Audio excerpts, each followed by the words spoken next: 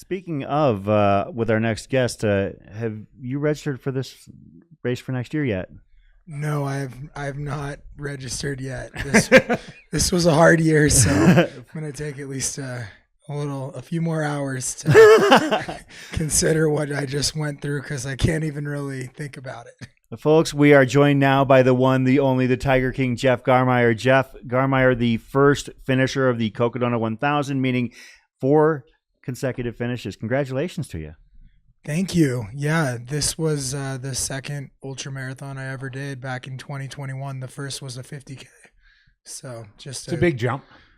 Yeah, slightly. I mean, metric to Imperial was a tough shift for me, but I made it work. And I don't know, it's really the people, and even that first year, I remember I called into the live broadcast. Hang on just a second, Sorry, Jeff, while we jump in and celebrate this next Dave finisher. O'Rourke. Dave O'Rourke in the 125. Congratulations, Dave.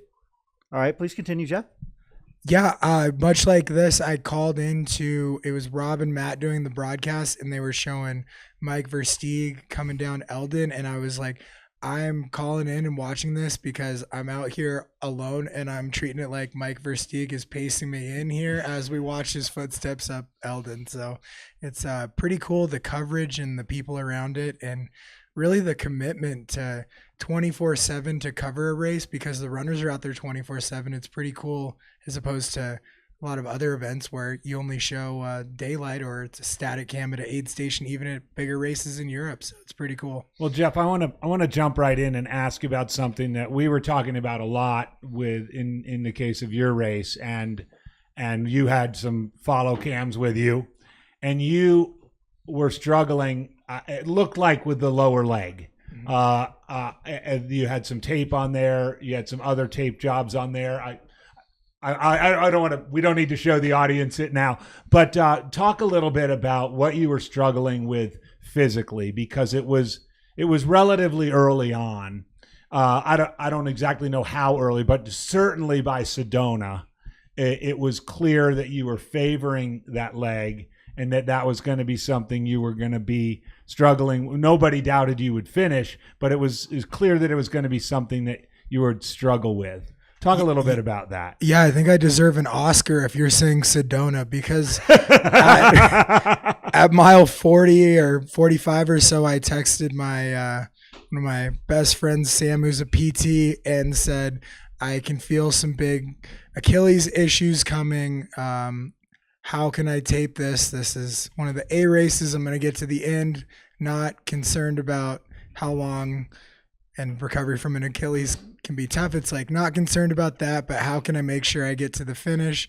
And so the plan was get to Whiskey Row and then tape it, but couldn't make it that far. So came into Camp Kippa and was going to even keep it quiet to the Pacers and stuff and just try to keep with the normal schedule. But then, of course, how Cocodona is covered, there was a live stream on the taping of my Achilles at that aid station.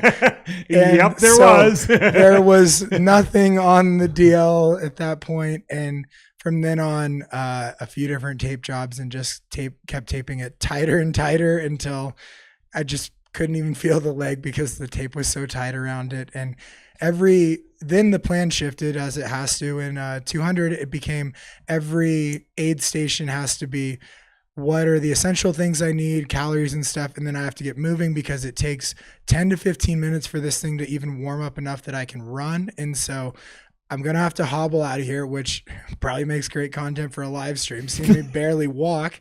But knowing that means that I have to be spot on knowing what I need at an aid station, and we got to drastically reduce the time there because top speed is decreased and my maximum pace is about a 12-minute mile, so we're going to maximize the moving time in the race. So yeah, changed early, but this is the third year. My aunt and her friend Jenny were crewing me, and we just came up with the plan and adapted on the fly. So it was really fun to put it into action and watch the race play out and still get under the old course record, just like everyone else this year, apparently. Yeah, oh, yeah, you certainly did, and it was. You're right. You're right. We noticed it early, and the camera was right there with the more significant tape job. But but also it seemed it didn't affect, as of course a lot of the footage is and the coverage is at the aid stations, and you could kind of see that shift. You were not, the Jeff Garmire, a lot of us know, like hangs out, at the aid stations, laughs and eats and hold on, I did do hopscotch. When you did, we caught that. And we were worried. It was on the taped Achilles 100 miles after I'd started taping it, and it was like, I gotta keep embracing the fun, or else this becomes a death march, and I don't want to have a death march out here. Guilty as charged. We did see the hopscotch, and I was like, my Achilles hurt watching you do it. Yeah, wouldn't recommend, but preserve the fun for a little bit longer. Yeah, I mean, when you get to that point, this sounds like this was your most challenging Cocodona. In times past, were there certain coping mechanisms that maybe worked in previous years or attempts that, you kind of went back to that playbook, and was there anything that wasn't working for you that you had tried to do in the past? Well, every FKT and ultramarathon and stuff, and I've had a number of issues through different things, and even like been successful and completed, haven't had DNF issues. And what I tell athletes is, as long as you have another thing to try, there's a reason to keep going and trying it. So as long as you have another tool in the toolkit to try, so it's like, all right, tape it this way, maybe tape it a little bit tighter, maybe some Advil, warm it up, ice it. It's like, so if I have 20 different things to try and I'm trying a different one at each aid station, why would I slow down or quit? There's always that hope that the next thing will make it better. So if you preserve that hope, then your mindset's perfect. And with a good mindset, especially in a 200 or the world I come from in FKTs, then you're pretty set, because these things aren't fast. Even the course record is a brisk walk. Like if you just have the right mindset, you can really get through a lot of the physical issues. Did that help you transition into racing? Because of course your background is from FKTs, where when you first, signed up, obviously you had that previous 50K that you mentioned in the past, but your first Cocodona, did you get here and realize, oh, well, this is kind of the stuff I've been doing anyways. It just happens to have an aid station, a buffet every few miles. Yeah, a lot of things about the first one. I showed up with a massive duffel bag at the truck for drop bags. I thought they shuttled your drop bag to every stop. I didn't realize I needed 20 different drop bags. And so I just put a spare pair of socks in my pack and treated it like a through hike, and every 20 miles was trail magic. And yeah, it's just a lot of, the similar things from through hiking. You just apply it to this very slightly faster pace, but it's all supported. And even like this morning, woke up having coffee and I believe it was Brody running down the street outside our Airbnb, and it's like 17-year-old through hiker turned trail runner, 11th overall. It's those kind of things that really make me appreciate the trail space, because the lines are pretty blurred, and it's pretty much the same sport between FKTs, trail running, and through hiking. It's just whether you call yourself a power hiker or a walker when you're climbing a hill. That's about it. Yeah.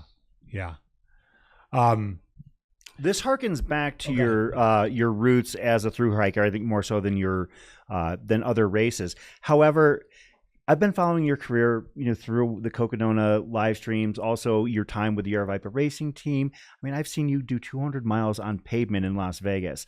And one of the things that I've been really amazed by is your transition. We can't call you like, the through hiker type of guy anymore. Oh, thanks. You're a runner. You're an actual runner. I mean, I watched you at Haviland 100 this year break.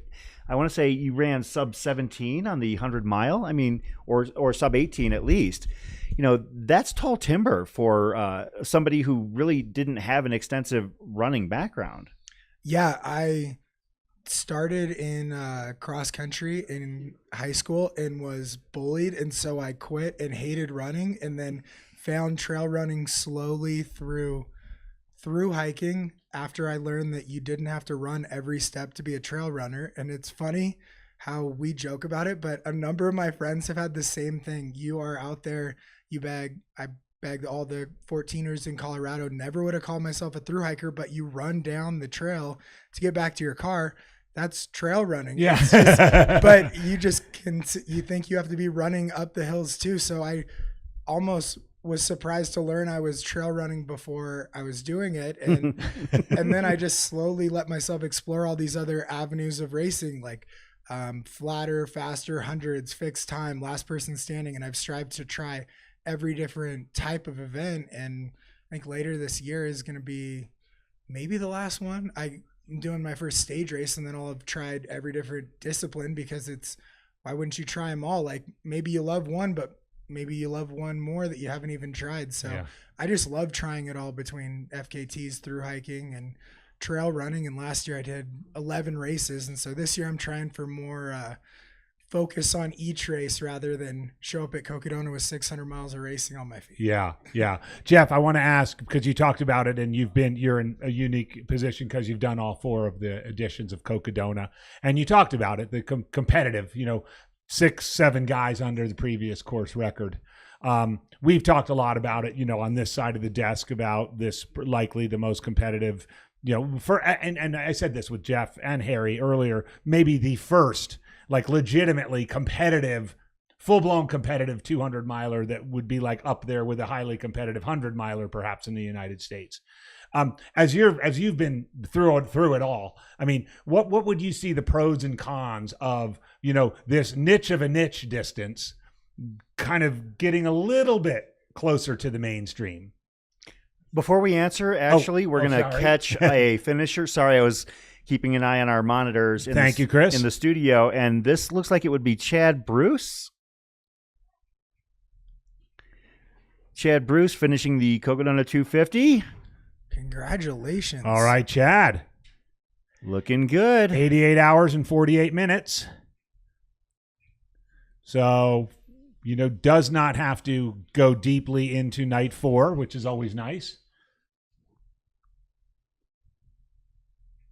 Congratulations, Chad.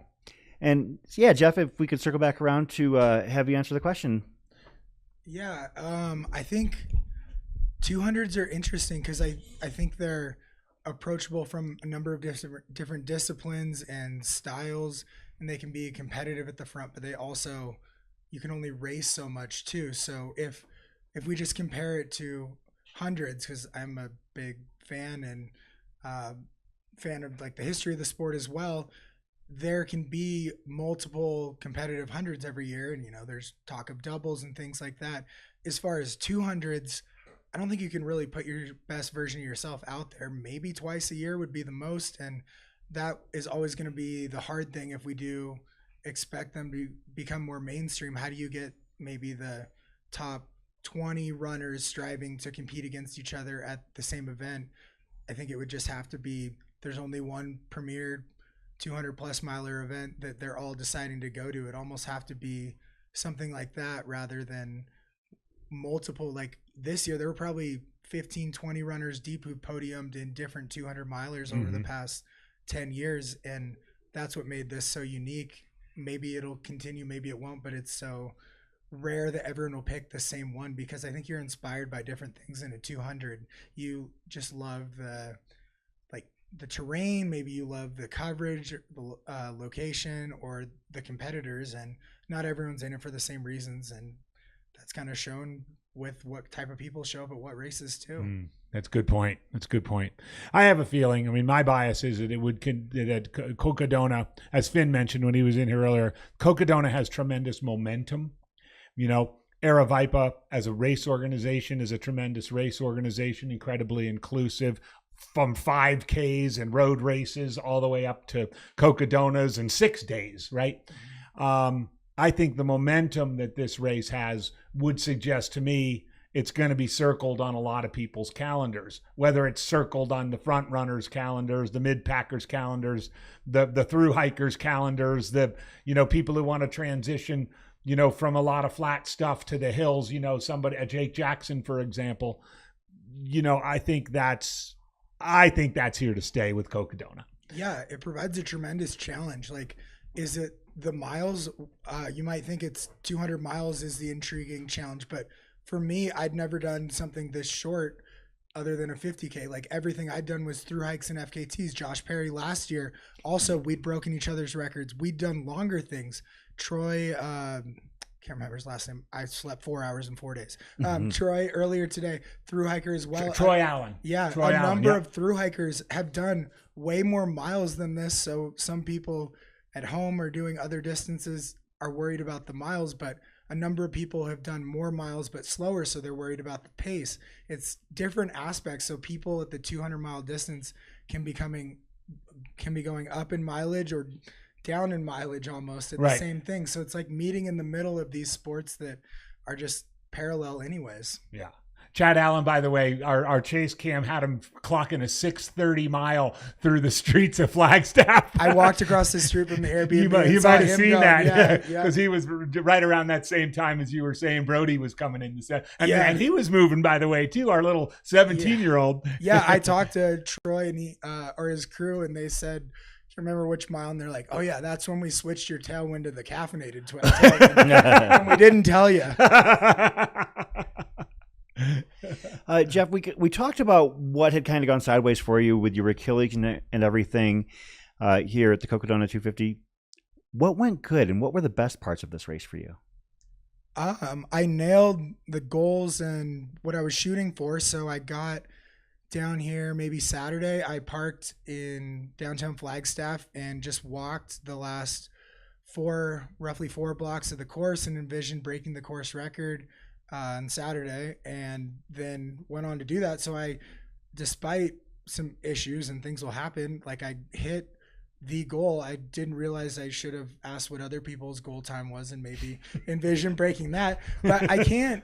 I've always had this personal motto of don't move the goalpost. So if I wanted to be competitive or attempt the course record and get under it, I can't be that dissatisfied with myself for hitting that goal.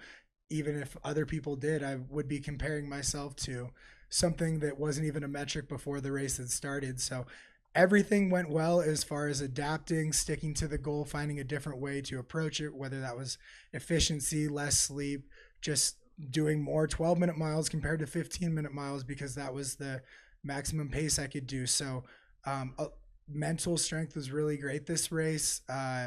Just very proud with internalizing that goal of kind of the goal time I was shooting for and hitting it. And then I think the work now is convincing myself and letting myself be proud of it, even though it's sixth place rather than a win in a course record in a different year. And I think that's what we all struggle with is you show up and go after what you go after, and then you decide how to internalize the results afterwards. You know, Jeff, this might be an unusual question, but you're such a thoughtful guy. As you mentioned, such a student of the history of the sport, of the complexity of the through hiker, FKTer, 200 miler. I'd love to hear a little bit of your just a reaction to what happened with Mika Thews in this race, which was, as I think everybody watching knows, suffering an injury that gave her a great deal of concern, leaving the course for a significant amount of time to make sure she was okay, being cleared by medical, being cleared by the race administration to return to the course and finish the race. Yeah, we all show up at the start line to finish. Number one, maybe after we say we want to finish, we want to finish first. Maybe we want to finish in a certain time, but it's always we want to finish. And she got thrown such a curveball that I believe it was wondering if her jaw was broken, like pretty major medical things. And as soon as like her personal safety was cleared, she went back to the rudimentary goal of wanting to finish. And even Mike McKnight as well, like awful day, but going to that goal of finish. And I think it's so inspiring and cool when elites hang on to that goal that everyone has at the start line, when it's so easy to drop out when you don't have your day and no one's going to hold it against you. They'll actually hold a worse time against you than a DNF these days, it seems like. But I think not me. We should really be celebrating like Mika. resets everything, comes out, and it looks like she basically ran straight up Eldon and ran 6-minute miles down the other side. That's more inspiring than anything. I don't care if she was last place or whatever, just holding on to that rudimentary goal of wanting to finish. I think throwing everything else out, and she showed up at Cocodona to do Cocodona, and she did Cocodona. Yeah. No matter what happened, that's the coolest thing out there. Yeah, I agree. Oh, well said. Thanks, Jeff. For those just tuning in, we are watching the finish line of the Cocodona 250 presented by AeroViper Running. This is the Mountain Outpost YouTube channel. Chris Warden and Andy Jones-Wilkins here with the Tiger King himself, Jeff Garmire, who had yet another successful, by most metrics, Cocodona 250. One of the things, Jeff, about following this race since its inception, and you having run it since inception, is that y'all are getting so damn fast. But here's the thing. If you think about the 200-mile discipline in America in particular, you've had 4 Cocodonas, a handful of Tahoes, a handful of Moabs, Bigfoots. You're talking about such a small sample size, 30, 40 races basically in American history of high-profile 200-mile plus races.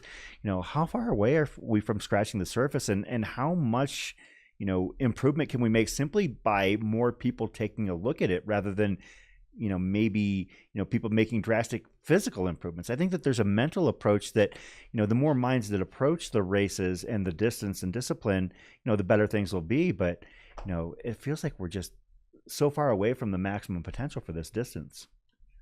Possibly, yeah. Maybe if we zoom out, but I also think, and this one's for AJW, if we look at Western States, the main character is always the weather. I think you can put that, dropped Western States for you there too. So get to talk about it just a little bit. But I think that's really going to become the story of Cocodona now that we have enough of a sample size, is that the weather and how things play out. And yeah, there's going to be years in the future with probably more rain and things like that. It's just likely the more years that go on. But with cooler weather this year, it allowed more people to push harder for longer early on, and that can break some people or pushes some people further. But I think it's really just the weather. I don't think 200 miles is about, or 250 miles, anything is about like maximizing a time we're going to get, because it's such a long race and there's so many aspects. It's about each year is going to be completely about the competition. I don't think course records are really going to matter, because it's going to be the hot year, the cold year, the rainy year, the snowy year. Just like a Western States, there's certainly a course record, but each year comes along with, that was the year that this happened. That was the inaugural year. That was the fire year. I don't think Cocodona is, even there's 3 course records until this year. There were 3 course records on the runner guide, and there'd been 3 iterations of Cocodona. So I think that says everything in itself, how 200 milers go. It's going to be about the competition, just to circle back to the earlier point, than what we're maximizing out of it. It's how do you compete with who's out there, and how do you take into account all the variables that are going to come and hit you, because the forecast can be wrong with how long this race is. Like, you can think it's going to be clear and it could be snowing on Eldon one of these years. Who knows? I want to absolutely concur. Thank you for throwing in the Western States, because there is something that I find extraordinarily unique about Cocodona. You're right. It is ultimately 10 years from now. It will be the hot year, the fire year, the this year, the year the river was overflowing, and but all races, whatever the distance, have sort of a crux of the race. And so, to use my favorite example, Western States, I think everybody knows the crux of the race are the canyons, which comes in the middle. Mm-hmm. So you have a prelude, you have a warm up, you have a preamble, then you have this burst in the middle. And then you have sort of the coda, running from the river in. You get smacked in the face right away. If it's going to be a hot year at Cocodona, it's going to be the hottest right at the beginning. Yeah. It's 40,000 plus feet of vertical, and you're going to cover 10,000 of those feet in 34 miles. So if it's hot and you've got to do that, and everyone's amped up because it's their A race that they've been training for all year, I think that's what makes the course unique in the sport. Is the hardest part is right out of the gate. Okay, not right out of the gate, but even now they added that creek bed thing. Yeah, totally. Yeah, but even watching people's people slow down at night later on. The cold shuts you down too. So Yeah. I think like there's so many variables. People who live in Phoenix can get through the first day okay because they're good at the heat, but then that cold will shock you right back to reality. So totally agree. And it's just a very interesting race how you have every dynamic thrown into 2 or 3 days, depending on what you're going for. My gosh, and the number of people wearing long pants and puffies and sometimes 2 puffies. I know the before and after photos are like going out for a weekend in Hawaii to like visiting Alaska. John with an interesting question in the chat. We know there are many factors for better times, or faster times, better shoes, info, etc. Is another factor elites are taking, such as yourself, taking less sleep? Are you changing or altering your sleep strategies each year? More time, less time? How are you approaching that factor in this race? I think this is the coolest part of FKTs and 200s is sleep is one of the things that is studied, but we still know so little about, and every person is different, that you have to literally go out and experiment with this. And this is my 4th year doing this, and I don't know, maybe 15 multi-day FKTs where I've hallucinated on to that level. So it's taken me a long time to figure out sleep, and this is the first time that I feel like I got a pretty good grasp on what I need to do personally. And it's totally different, I'm sure, than every other top person in the field. So I think the sleep is the aspect that makes it fun. And honestly, I slept for probably about 20 minutes total, but 5 minutes plus or minus could have been 5 hours of my whole race, like change the race by 5 hours. So I think that aspect is so cool, where someone might sleep for double that time and finish in the exact same time as me, because that's how their body works. So the sleep is the factor that makes these 200s really fun, because I think someone was saying, or I heard you guys on it at Aid Station, you were like, people are separated by one short nap. And that's so true. And you might be in the lead by a short nap and choose to give up the lead for that short nap because you're thinking that will allow you to win in the end. But who really knows? That's the fun part. Chris, I just want to jump in and say I think we will perhaps have a little bit of a Cocodona version of a flurry of finishes, because we have Kevin Barata closing in on the line, Colin Fallon, and somebody who we've talked about for quite some time, Jake Jackson, is just bombing down Eldon, and I think wants to get in before the 11 o'clock news. Jake's a personal favorite of mine for sure. We'll continue to have this conversation, but let's keep an eye on this, and I think Jordan will give us a heads up if we need anything to go off on. And everyone watching at home, think about what you did last weekend. Well, everyone coming in now has been running since you did those things. That's how much commitment it takes they've climbed, they've never stopped moving forward. And that's how cool this race is everyone's facing their own personal demons out there, and we're watching people come through one by one, but each one of those people had a full work week, but their work week was 24/7 and it was moving forward. That's an amazing way to put it in perspective, because it's Thursday. Yeah. It's Thursday night, and the way that you put it that way, I've never really thought about it that way. Yeah, there's one job. I cleared my whole schedule for the whole week. It's felt really good because I only had one job, and it was to move forward until I was told I didn't have to move forward anymore.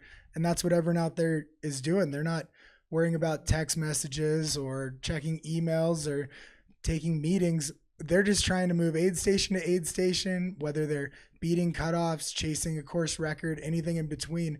Literally, it boils down to everyone out there is chasing that finish line, and they're doing it in whatever their personal way is. And that's why it's so cool. And as we start moving into 90 hours and 90 hours plus, these people have such grit. Like, we talk about my sleep strategy of 20 minutes. I'm fitting in 20 minutes. You can't survive 4 or 5 days on 20 minutes. They're trying to figure out how to put in a 2-hour chunk, a 3-hour chunk, how much they have to carry between things because it's going to take longer. Do they take a dirt nap? The variables just expand exponentially the longer you're out there. And so these people are going to have some real stories. They've been on a vision quest. Yeah, that's one thing that's a good point. And in my personal experience, I've had runners who are much faster than me, talk about the fact that they don't, they said, "Oh, I don't know how you do it." And I'm like, "How I do what?" I'm, I take a full 29 plus hours to finish a 100-miler, and they say, yeah, that's right. You're up for 29 hours. That's a hard thing to do for some people. Looks like we've got our next finisher here. You said Kevin Barada? Awesome. Kevin Barada, bib 53. Congratulations. Looking good. Excited to get it done. Describe that first time you finished Cocodona. I mean, what time of day was it? And, what was your feeling when you crossed for the first time? So local and guy in the house, Bryce Brooks, actually took me to the finish line of that.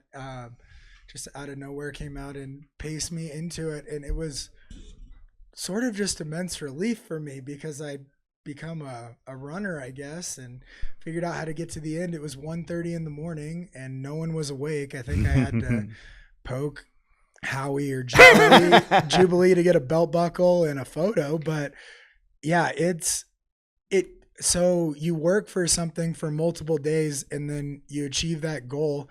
And so you kind of don't have to keep moving forward and working towards it. You're allowed to go to sleep without a timer on when you're supposed to get up. You're allowed to eat without wondering how it's going to affect your stomach. A lot of things open up in your world because you don't have this overarching goal of 250 miles in front of you. So I felt it as relief. I think there's a lot of joy and stuff, but for me, I wasn't quite sure how trail running even worked. So I was just glad to have figured out how to get to the finish. Well, like I said before, circling back around to something that I've noted and following your career fairly closely since you started to really level up is that, you've definitely explored all aspects and facets of the trail and ultra running community, whether it be, doing fixed time loop races, last person standing, Cocodona, you basically go out and try and knock things out. But, as you mentioned, and I noticed this, you ran a lot of races last year, but you keep coming back to this one.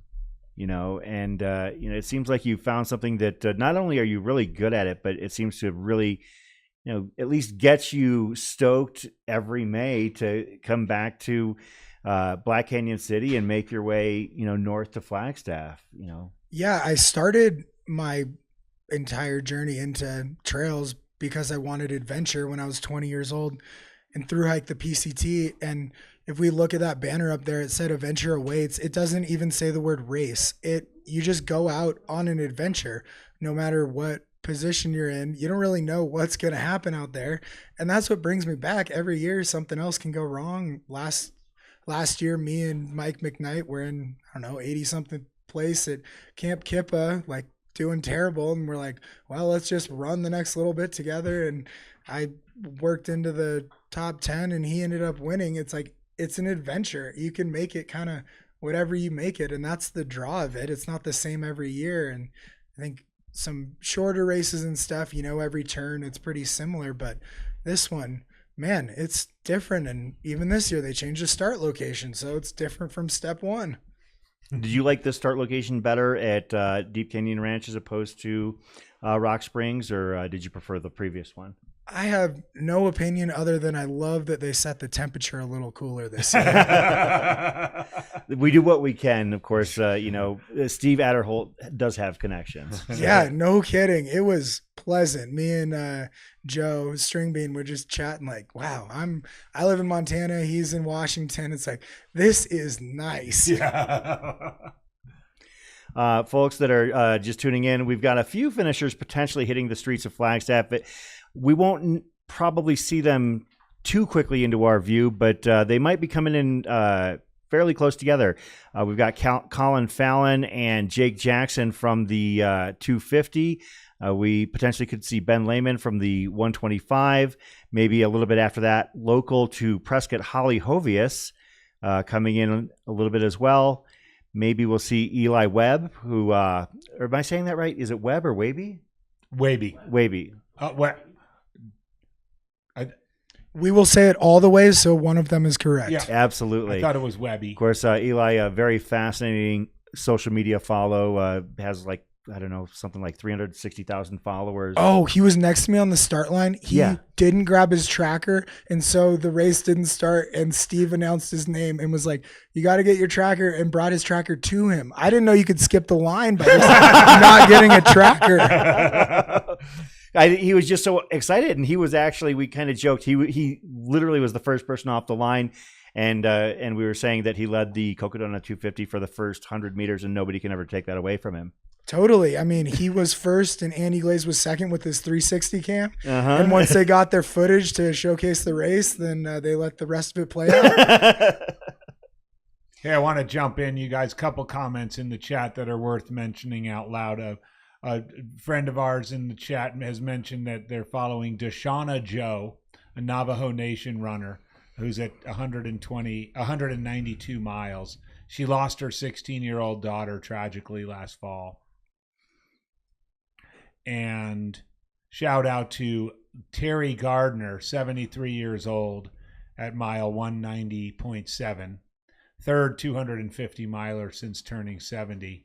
And I'll throw one more in because I know he's still out on the course too, is Michael Coppy, 73 years old, from Duluth, Minnesota. I ran with him a little bit last month, and he's moving well also. So Holy cow. as Jeff said, and it's so true, you know, what are there, 150 runners still out on the course, give or take? There's 150 stories out there. And as eventually we turn the clock on 90 hours, and then turn the clock on day 5, and then most especially night 5, those stories just become more and more pronounced, amplified, and fascinating. Yeah, it's incredible. And if they didn't start with a real Y in bold and large print, they're really learning it now as they're moving into yet another night and just pushing deeper and deeper. It's so cool. And just as this group, probably around that 190 mark now, they're probably moving forward kind of as a wave, like we take care of ourselves at this aid station, then we're off. We got to get to the next aid station. Mm-hmm. That's what's so cool about Cocodona is through the first about 80 miles, you only see your crew once, and then once again at Whiskey Row. But after that, you see them so much that it becomes a team effort of getting that runner ready to go out to the next one. And I think maybe only Eldon is the only spot you can't, in Kelly Canyon, you can't see them. Other than that, you get to see your crew almost every aid station. And that's the really cool thing. It's really true. You know, and 200s, of course, they have their more significant distance between the aid, but you're going to see your crew. So yeah, you're going to have that 17 miles and that Kasner climb, you know, from Sedona to Schnebly, but you're going to leave your crew, and then you're going to see them again. Yep. And you're going to do that team thing again, and then you're going to do it again. I mean, I know I have two close friends out there running, and they're kind of in the same area together, and they both have relatively small crews with them, and it's just like one. At this point, you know, they're both past Munns Park. This point, they're close enough they can break it down into those. It's one battle, then it's another battle. It's another battle. Totally. It's like, I got to battle this section at night, then this one at day. Yeah. Or for this next one, I want a pizza. The next one, a lemonade. And your crew can get you those things. It's so cool. Oh my gosh. They could drive to Flag. They could drive to Williams. They could drive. Folks, we're here with the Tiger King, Jeff Garmire. We've got him for a few more minutes here. If you've got some questions, we'll try and pass them along in the chat. Hit them up real quick while we got him. But one of the questions I want to ask you, Jeff, obviously you have passions in trail running and through hiking, but you've also done other things in your life, such as writing. You know, what do you have going on outside of the Cocodona realm right now? You know, what's up next for Jeff Garmire? Wow, good question. Everything. I feel like I do a little bit of everything. I first started doing some consulting, helping people plan FKTs, and then that became coaching organically. And then I bit the bullet and really dove into that a little over a year ago, about a year and a half ago. And I've really become pretty passionate in that and seem to care as much about everyone I coach's finishes more than my own. And that's just so rewarding to see them hit their own goals. So coaching's pretty big. I just put out like an intro episode of a podcast. I've recorded 10 other episodes. So that'll start coming more. We put out a film on breaking the Colorado Trail record that Dylan Harris did with Jason Fitzpatrick. It's literally a little bit of everything. I was an accountant and did business consulting in Denver for 5 years. And then I decided I was pretty depressed and suicidal, so I can never go back to this. How can I do things that inspire me forever and make a life that means a lot more to me? So I started getting some piercings and tattoos to make sure I was less hireable if I ever tried to go back.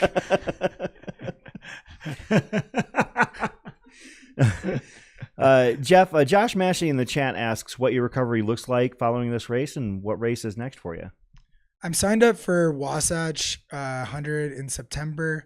Achilles usually is a pretty long recovery, so it might be a slow start to the summer, but I wanted to really value Cocodona, so I didn't put anything on the schedule too close after it. So recovery will be very much listening to my body and just PSA, do your PT stuff, and I will be trying to do any that I end up having to do out there.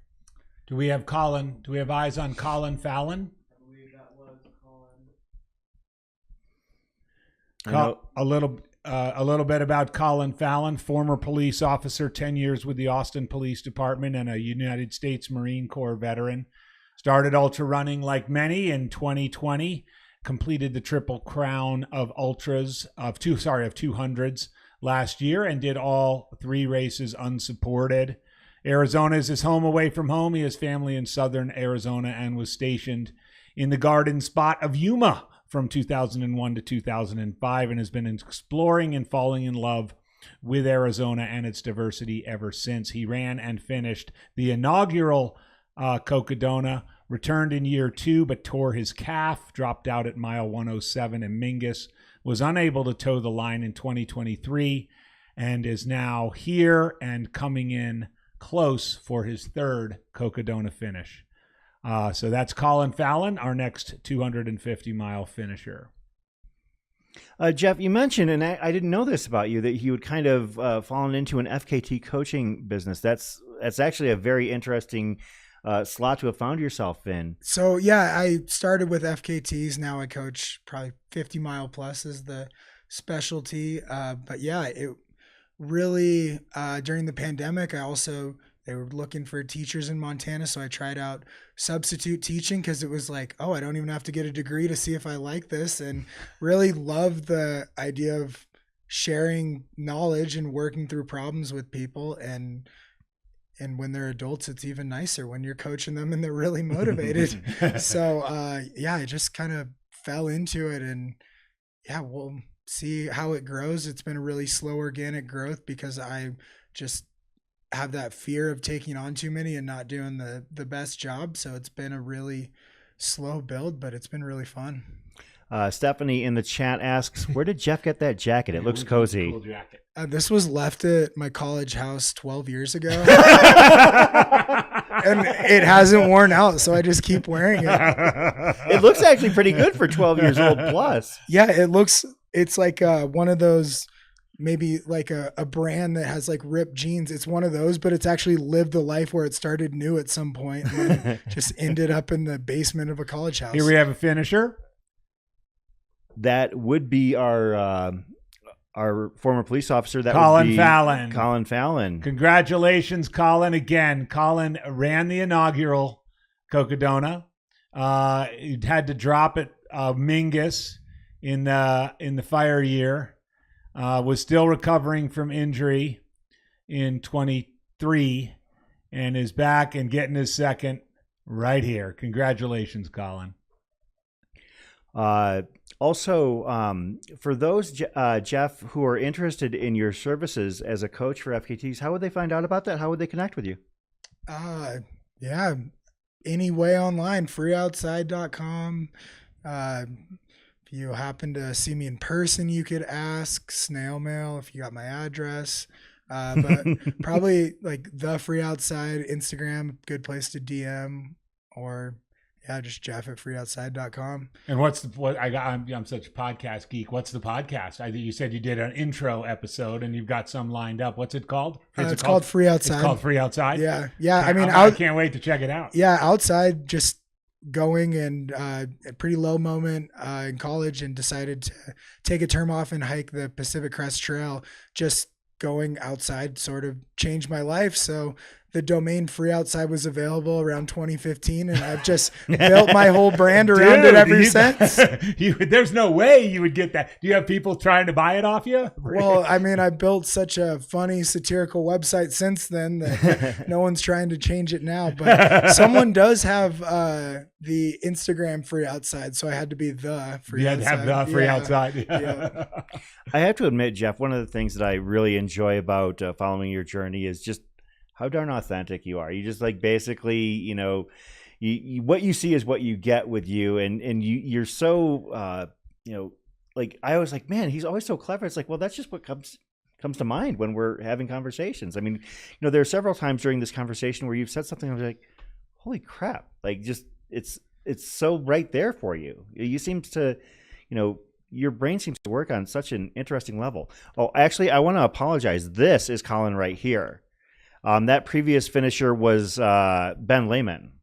So Colin right here is making his way actually just up to the alley, crossing. We're very sorry. But Ben Lehman, congratulations on your finish of the Sedona Canyons 125. This is Colin Fallon. So he's a recent transplant. Ben, who finished a recent transplant from New Hampshire, lives down in Patagonia, Arizona. By the way, if you haven't been down there, it's gorgeous.